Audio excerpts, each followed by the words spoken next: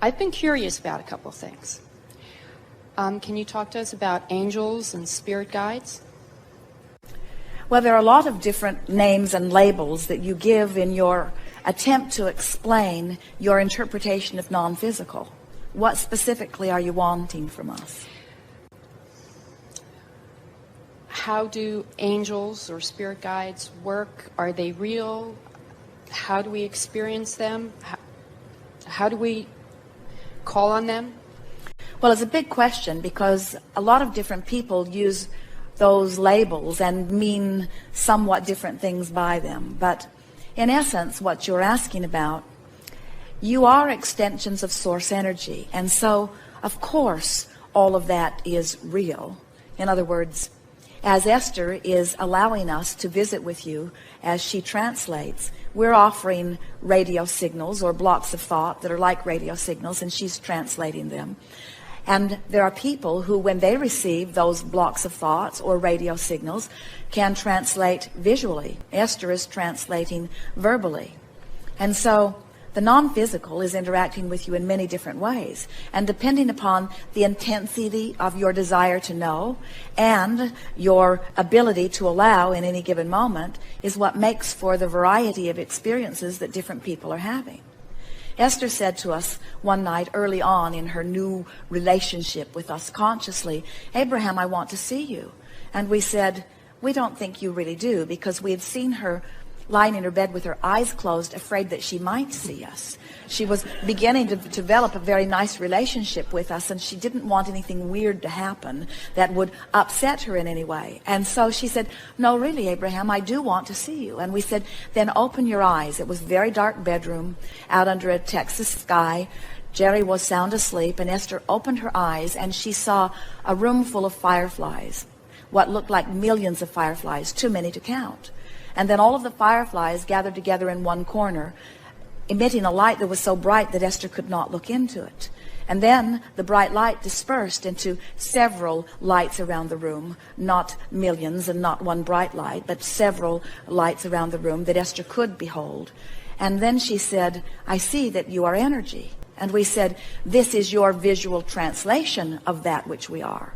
And it is the most accurate translation that Esther and her practical mindedness could find, because it was the translation in the way that we were projecting it. In other words, we want Esther to understand that we are energy. There are those who want their spirit guide or their non-physical energy stream to be translated to them in ways that match the stories that they've been told. One day, early and also in Jerry and Esther's experience, they did a radio broadcast in Dallas, Texas. And one of the women who heard the broadcast came to the first meeting and later became a very good friend with Jerry and Esther. And she later told them that at that first meeting, or on that way to that meeting, she had said, "All right, Abraham, whoever you are you good or evil?" Which sort of gives you an idea of where she was at that time. She did not yet know what we had to say, and she was not sure how it all broke down into physical terminology. And so, as the meeting unfolded, Esther remembers Abraham sitting in a chair and opening her eyes and then pausing in silence for what felt to Esther like a very long time. And then the meeting got underway and the questions and answers began.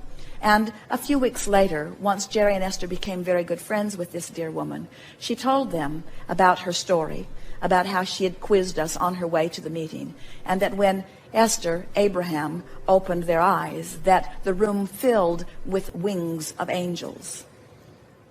And so we were offering a block of thought to this woman who was asking this intense question, a woman who was able to interpret visually on many occasions, and her interpretation gave her the answer that she was looking for, you see. And so we want to say to you in a soft way that it is in the eye of the beholder, in the sense that everyone has the ability to interact with non-physical, but you cannot interact apart from the beliefs you already hold. Right.